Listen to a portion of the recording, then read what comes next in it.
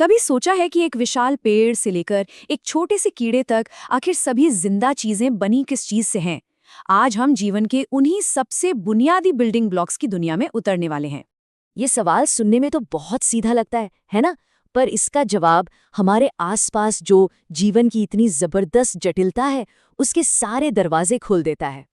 जी हाँ, हर जिंदा चीज अनगिनत छोटे छोटे हलचल से भरे शहरों से बनी है, जिन्हें हम कोशिकाएं या सेल्स कहते हैं। सोच कर देखिए, हर एक सेल अपने आप में एक पूरा शहर है, जिसकी अपनी सरकार है, अपने पावर हाउसेस हैं और अपनी दीवारें भी हैं। तो चलिए इसे ठीक से समझते हैं। कोशिका यानी सेल किसी भी जीव की सबसे बेसिक मतलब मूलभूत संरचनात्मक और क्रियात्मक इकाई है। ये जीवन की सबसे छोटी यूनिट है। ये बात सच में दिमाग घुमा देती है। चाहे वो एक विशालकाय हाथी हो या एक नन्हा सा पौधा, हर किसी की कहानी बस एक अकेली कोशिका से शुरू होती है, जो बढ़ती जाती है और बढ़ते बढ़ते एक पूरे जीव को बना देती है। अच्छा, तो अब जब हमने इस शहर की नींव देख ली है, तो क्यों ना इसके अंदर चलकर एक टूर लिया जाए। चलिए देखते हैं कि इस छोटी सी दुनिया के अंदर आखिर चलता क्या-क्या है। देखिए, किसी भी शहर को चलाने के लिए एक कंट्रोल सेंटर तो चाहिए ही।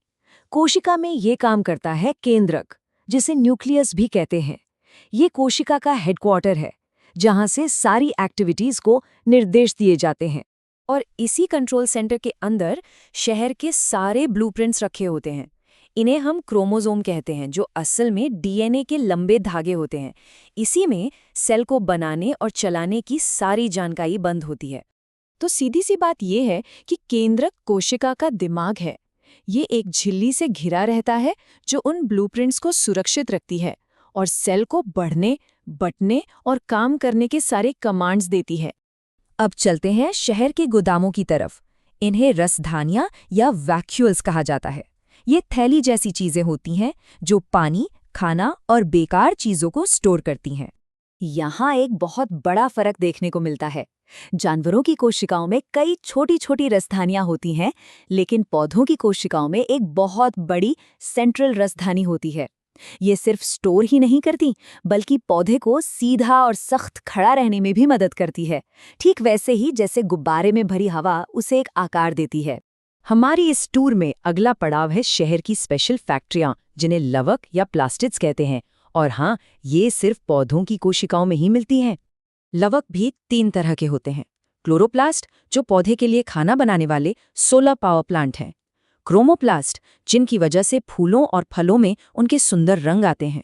और ल्यूकोप्लास्ट, जो स्टार्च जैसी चीजों को स्टोर करने वाले बेरंग गोदाम हैं। हर शहर को अपनी सुरक्षा की जरूरत होती है। तो आइए अब देखते हैं कि ये कोशिका खुद को कैसे बचाती है और बाहरी दुनिया से कैसे बातचीत करती है। पौधों की कोशिकाओं में तो डबल सिक्योरिटी होती है।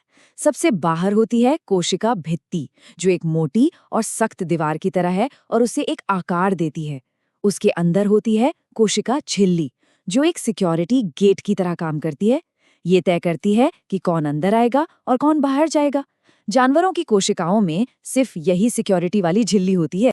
लेकिन ठहरिए, अब तक हमने जिन शहरों की बात की, वो सब एक जैसे नहीं बने होते।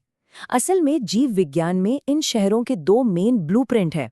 जरा एक ऐसे शहर की कल्पना कीजिए जिसका कोई सेंट्रल हेडक्वार्टर या कमांड सेंटर ही ना हो।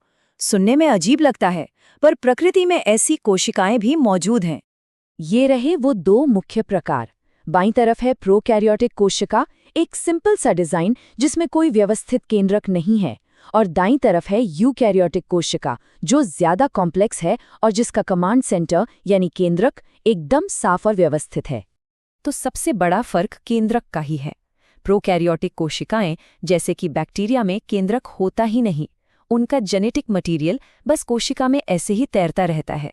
वहीं दूसरी तरफ यूकैरियोटिक कोशिकाएं, जिनसे पौधे, जानवर और हम सब बने हैं, उनमें एक सुरक्षित और व्यवस्थित केंद्रक होता है। और यही छोटा सा फर्क पृथ्वी पर जीवन के 2 सबसे बड़े साम्राज्यों की नींव रखता है। और ये बात हमें एक बहुत बड़े सवाल पर लाके छोड़ देती है। अगर जीवन की सबसे छोटी इकाई यानी एक अकेली कोशिका अपने आप में ही एक इतना जटिल और व्यवस्थित शहर है, तो फिर जरा सोचिए कि खरबों कोशिकाओं से बने एक पूरे जीव के अंदर कितनी ज्यादा जटिलता छिपी होगी।